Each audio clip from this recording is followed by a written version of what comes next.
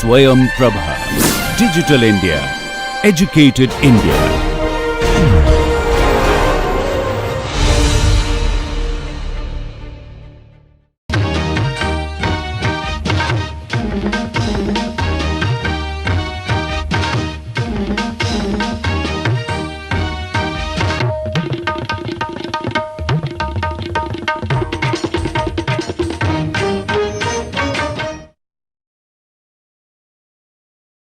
So, we're continuing with what we were doing with aqueous based inks.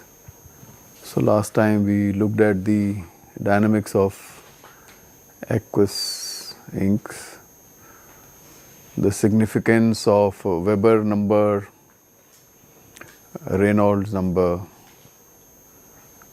and we did talk something about dispersed inks, which in some sense is similar because they are dispersed like pigments, but because they are not pigments, they are dyes, their sizes also are different.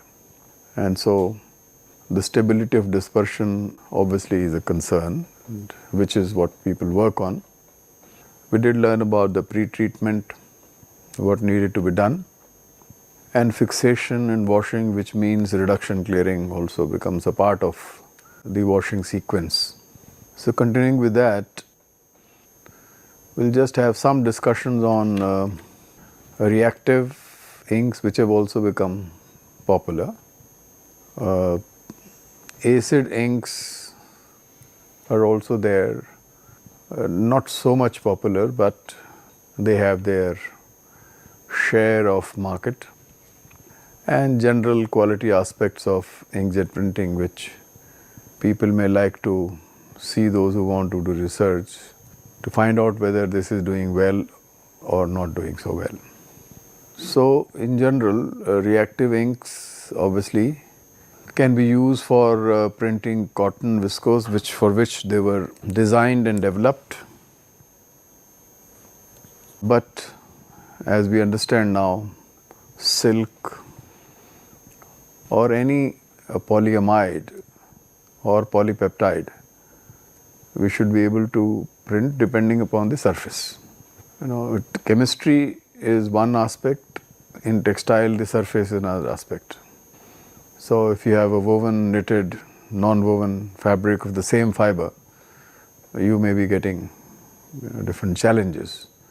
So, otherwise as far as reactive is concerned, this is what generally would be happening. So, the chemistry of the ink, there are many reactive groups that we know of, reactive species, but still the two most popular ones, which is the monochlorotriazine and vinyl sulfone, are the ones which are definitely being used as the reactive systems for the ink development.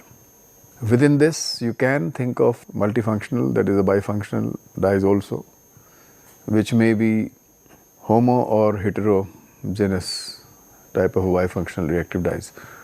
So, all that will be part of the ink making process. So, apart from chemistry, of course, you are looking at the gamut as to which type of a dye is finally going to reproduce what you see on a screen. So, that work is a much harder work than just deciding as to what is the reactive group. So, the chemistry of the molecule actually from the point of view of inkjet, this also will be equally important and not just the reactive group, which is true with dispersed dye also, which is going to be true with the acid dye as well. So, although we did talk about stability of dispersed inks, we talked about the stability of the pigments, there the stability has something to do with the dispersion breaking. In the case of reactive dyes, the dyes are ionic in the sense that there is a solubilizing group. So, what can be added, what cannot be added will also be dependent on any reactions that you have. So, you have a lot of additives. In dispersed system, adding various kinds of additives is relatively easy because dispersed dyes do not interact. But these dyes obviously can interact, and some of the things you may not be able to add. So that choice has to be made. Hydrolysis, one can say, well, unless and until you have gone for an alkaline pH, you would not be getting the hydrolyzed dye. But that is just one argument. And that argument is when you are doing fixation. But hoping that the dye, which is reactive dye, is actually in water and is stored for 1 month, 6 months, 1 year, would be exactly same and will remain absolutely inert. That is too much of expectation. Therefore, large amount of studies that are done are what to do and how to maintain and which type of a pH has to be maintained, so that the stability of the ink is very high. So, you do add a surface active agent, you do add, other than water, there are glycols, which is to control viscosity and surface tension issues. So, all these additives are as good or as bad as far as stability is concerned of the reactive, because the reactive system can have a problem. Dye would have no problem. So, theoretically one should be happy, it is a water soluble dye and there should not be any change.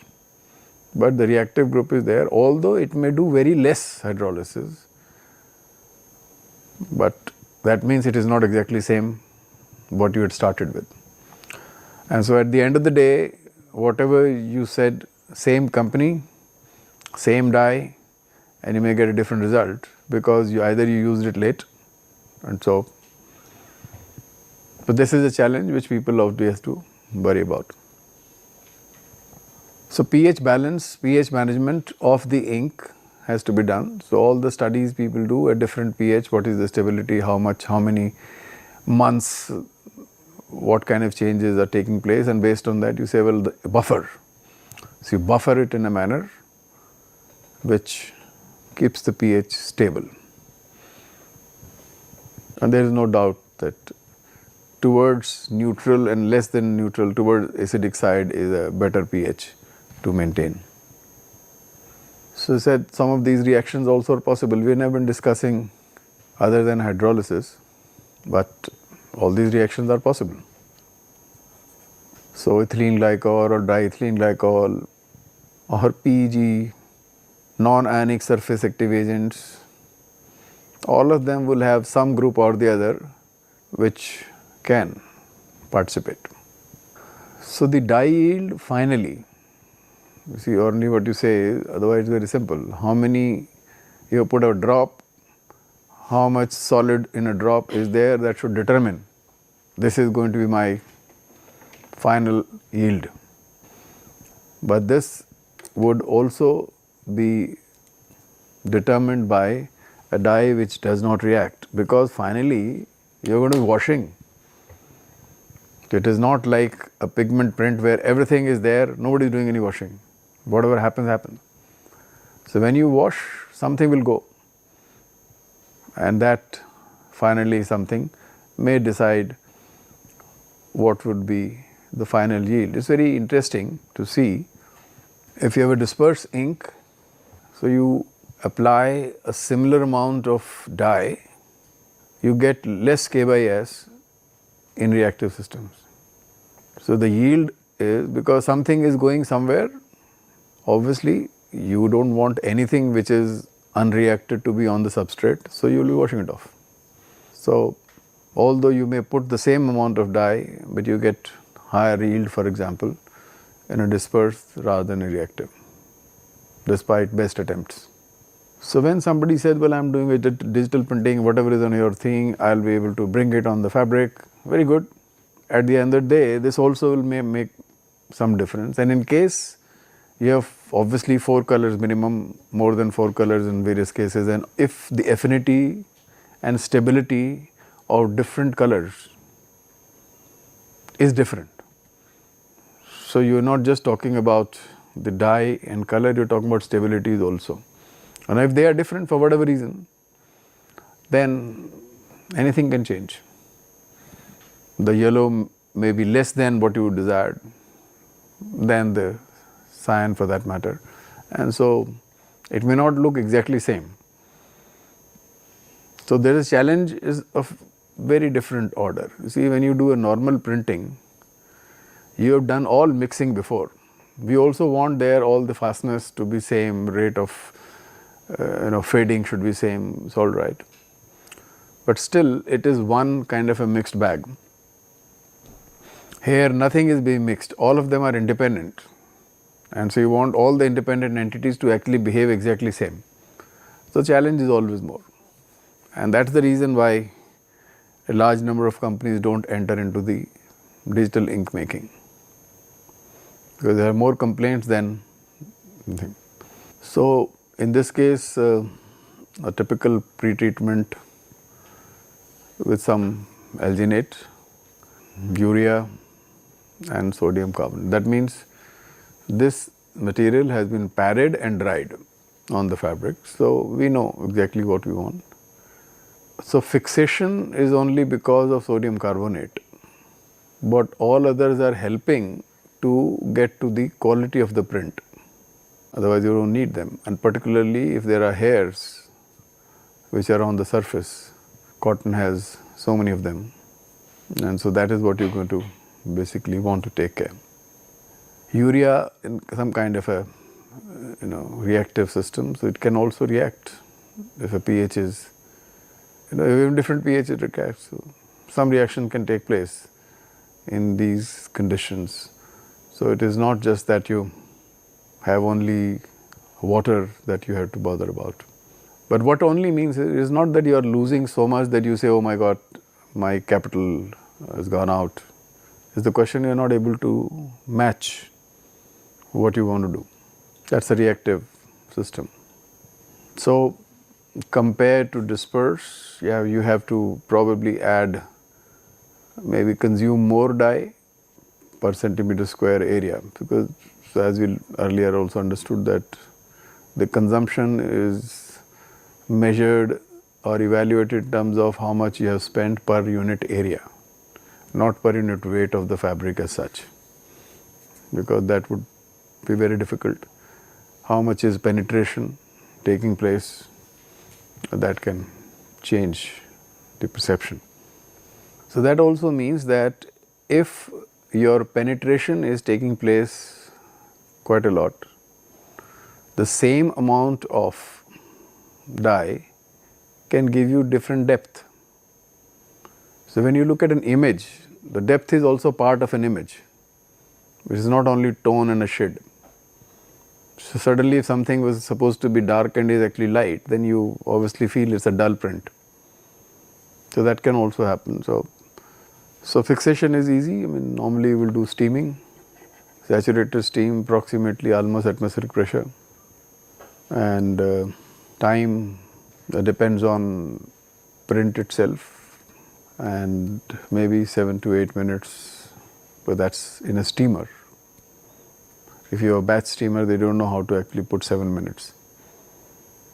If people are working on a continuous system, then you can actually talk about a steaming time. But people who work on a batch system, you open a steamer, put the batch inside and then steam. The time that you take to generate the steam versus time you take to open and close, if you add that, it can go to 15-20 minutes you can add extra to whatever you are working. So like in all reactive systems, so some salts will be generated like sodium chloride, sulfates, etc., and maybe unfixed dye also. They have to be all removed. How many of you have done printing as such with your own hands? What difficulties did you find? The color maybe gets faded and the staining will occur at the unprinted. Right, so that's the most important thing. And can you imagine that you are trying, I am doing a photographic print, and after washing, color is everywhere. So it looks like a washed out print. So you may not be able to impress anyone except an artist, right, who believes in creating designs which are, which have different meaning. They have a different emotions coming out of it. So you have the cold wash, then you hard soap, boil with non-ionic detergents, then hot wash and then cold wash and then you dry. Sometimes people try to do some initial wash in little acidic medium also, because then the redeposition may be less and then can just get washed out also. So all that has nothing to do with digital printing. So as somebody had pointed out, if you do reactive systems, the pre-treatment is going to be as important as the printing, and post-treatment is still more important. And so it is not like digital is fine as far as the design part is concerned, but you have to do hard work if you want to get good results. So reactives obviously for all kinds of articles, for apparel and home textiles and things like that can be used. Dress material particularly is quite popular. But then the competition is going to be, would you like to go for a pigment where you're quite sure, at least the home textiles, that irrespective of the substrate, the print is not going to be, the washing off problems are not there, other type of problems will not be there. While reactive, one advantage is that you would not have a binder, so you're actually looking at a real color. So acid, last time when you attended one of the lectures, the gentleman said that in India hardly anybody wants to use acid. But what it means therefore is not as popular as one would love normally, that you can dye anything, any kind of amide systems with acidic system. So reactives have become definitely more popular. So leather, nylon, wool, silk, whatever, acid dyes obviously are meant for them traditionally. And if we need that, one can do this also.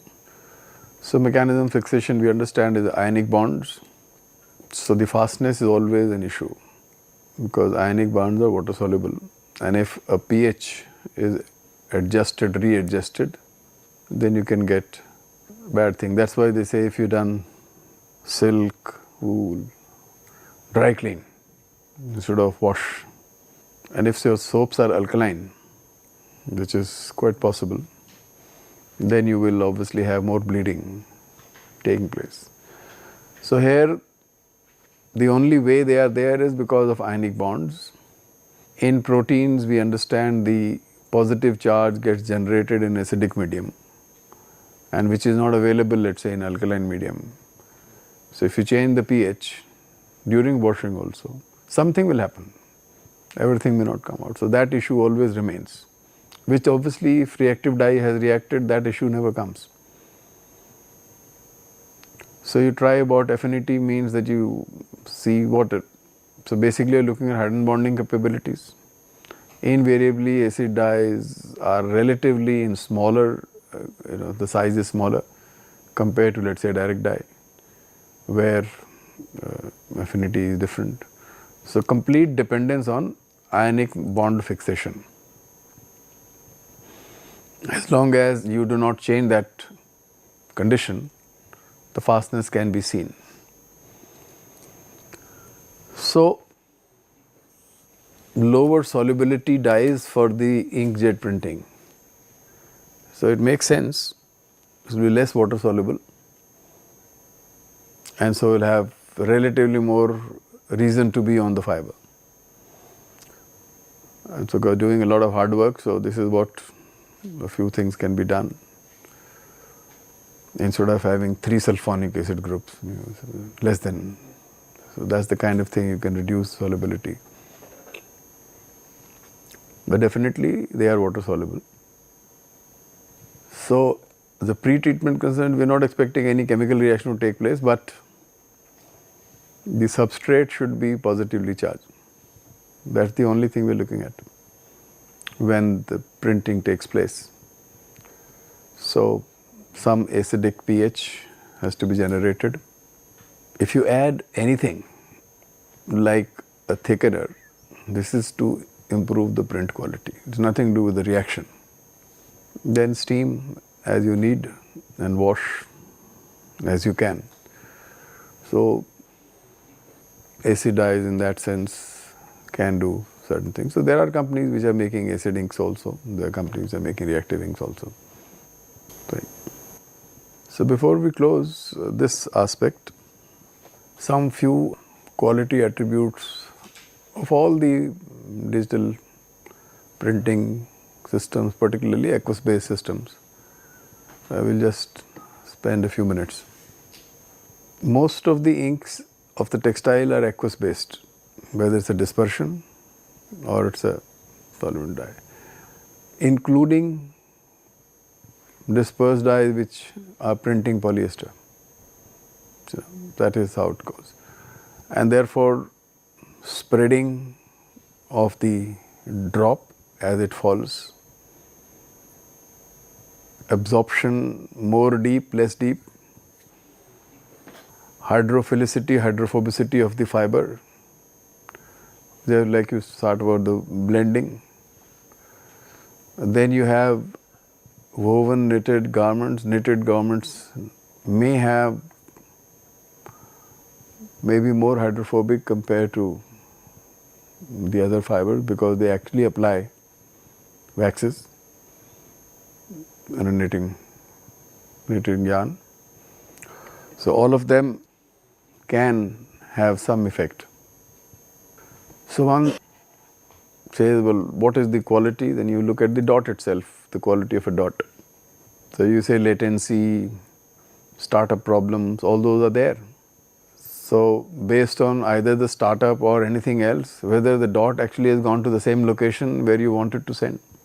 That's your desire, but then desires may or may not be met. The gain is like you wanted a certain picoliters of a drop and you wanted a certain drop size. So gain actually here means is the drop size is increased after falling on the textile, because it can spread on the surface in the because of thing, it can penetrate. Both the things will happen. This is not, I mean, we'll be happy that there is only penetration takes place and no expansion. But how do you ensure that? Then the shape, on one side there is more attractive force than the other side. Shape may not be same. And for some reasons, smaller droplets than the main drop size can also form. So you may not be worried about it. That's okay. You can always say, well, whatever print you could do with a conventional printing, look at that and look at this, and you'll say, well, I'm happy. But from the purpose of quality, people who like to assess these things also. So those who say, well, I'm going to make a printing machine, he says, I'm making everything doing right. The drop is exactly what you wanted. And still on the textile, you see something different. And that difference could be because of this dot attribute, dot quality attributes. So the gain means the area changing. One was a viscous effect, that the drop is spherical as it falls, and then because of the momentum and the rebound that it actually comes and falls again. But after it settles down, it can spread. Because we are dealing with the aqueous systems, and we are also hoping that our fabrics have been prepared very well, which we do, and we always love the absorbency to be very high. And if that is so, then spread takes place. So if the spread takes place uniformly in all directions,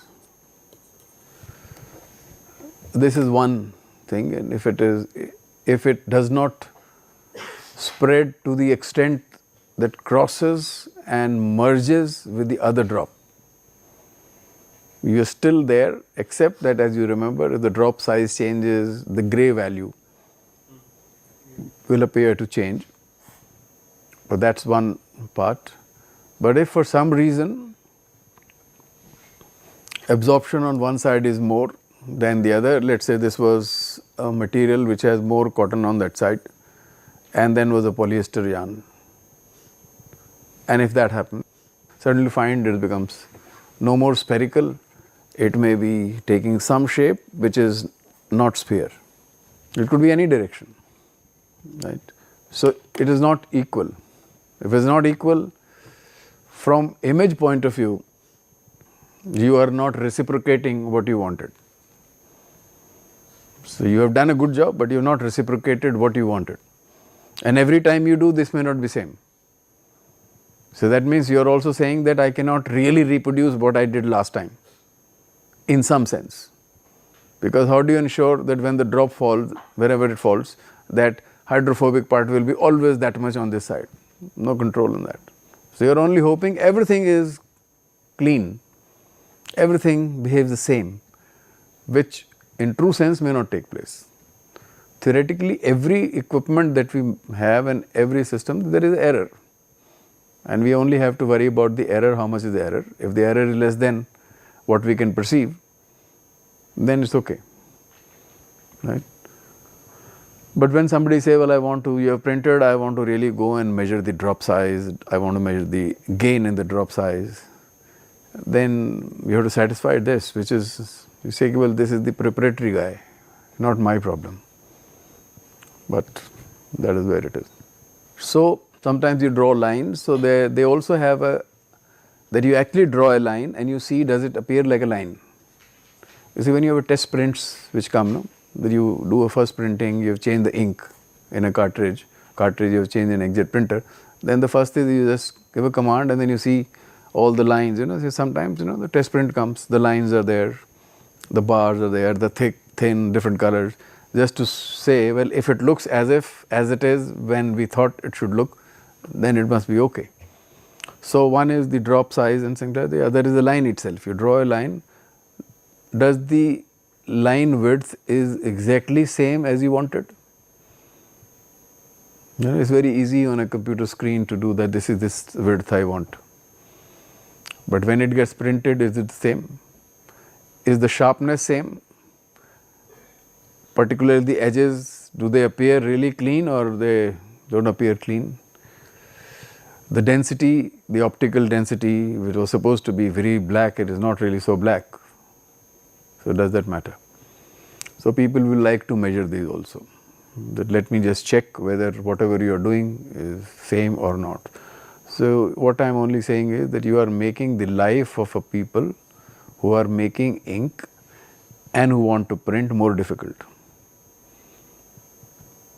Because these systems were meant initially for paper. Paper was relatively a very different thing. And if you remember that the photographic paper is still very different than a normal paper. So when you say I want to put a photograph, then you have a photographic paper which has been really properly coated with making a uniform surface everywhere. So just the paper itself is not good enough. If you say the same photograph on a normal paper versus a photographic paper, the impression is different. And so now we are looking at a textile which obviously has got all kinds of surfaces, and you want that. You don't want a textile to be like a film. And within that you are supposed to do this as well. So this line width depending upon the condition like a fabric structure, people have studied this also. That's a plain weave or a twill weave or a knitted fabric, the same intended thickness is not the same intended thickness. And so you like to do the assessment. Or you tell the people, look, your fabric is different, it will not be exactly same. So if he accepts it, it's good. So it will change. So one should know that will change. You can't say that nothing will happen. So some assessment will have to be made. The solvent, as we say, co-solvent, other things have been generally added and things like that. So if you have a hydrophobic and hydrophilic solvent ratios in the ink, let's say the water and alcohol. So, alcohol we can consider as hydrophobic. The line width is less or less change, shall we put it, if the hydrophobic portion is more or the hydrophobic fiber is more. So, where spread it does not take place so much. So, wherever there is a possibility of spread, then these lines changes. So, you will say, oh, quality of the image has changed. So, this is not the same quality. So, they will measure actual requested width of the line versus the requested width versus the actual width of the line, and they will draw a curve and see is it linear, non-linear, or is it different. It may be linear, but you may have wanted one value and you may get a different value.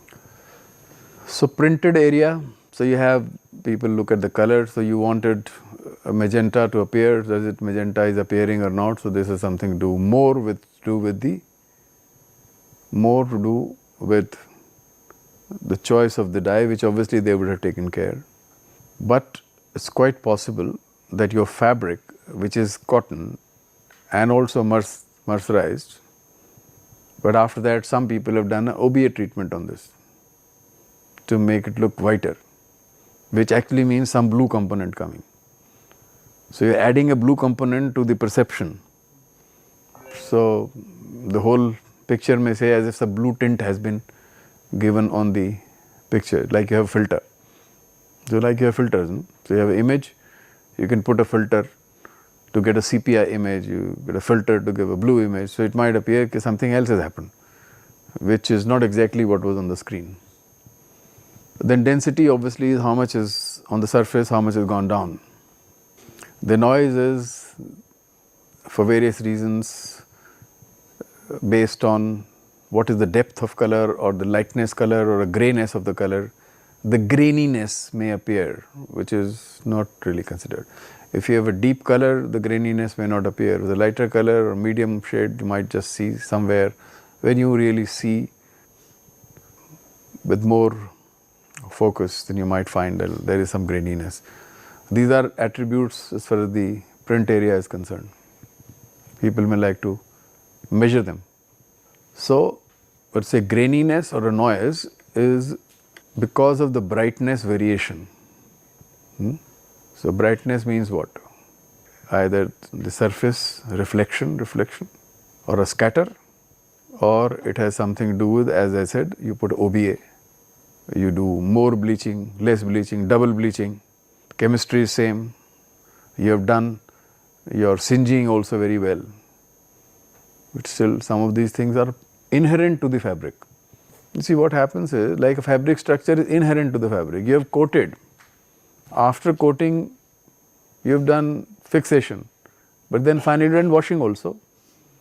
So, this so called uniform surface is gone out, which is you are happy with it, but then it is the same surface. The dye was somewhere on the top of the yarn, then at the side of the yarn. So, this impression cannot be same as a flat surface. So, this could be, so people have looked at fabric structure, as we said, the plain, the twill, satin, which shines anyway, or a knitted fabric which is relatively whatever dull, would not give you the same effect, it will be different. Then the yarn dimension, the denier particularly, very fine versus relatively coarser will also give you something else, which may give you noise. The yarn structure, spun or filament, and within spun also you have different kind of spun yarns. They can also make a difference. So, people studied these also and found that they will definitely have an impact, which may appear to be common sense, but then you have to convince your customer. So, gray level also has some role to play in the graininess or a noise of a design and a quality.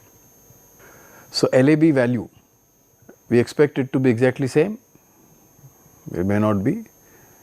So, here the selection of dye may be very critical, and which people obviously do, but then you change the surfaces, you would not be able to get exactly same impression as on the screen or as you might get on a photographic paper if you have treated your fabric differently. So these are inherent things, and that also is in a kind of an accuracy. So you make curves of A star versus B star, and you make a gamut of one. The other which you wanted this, maybe you get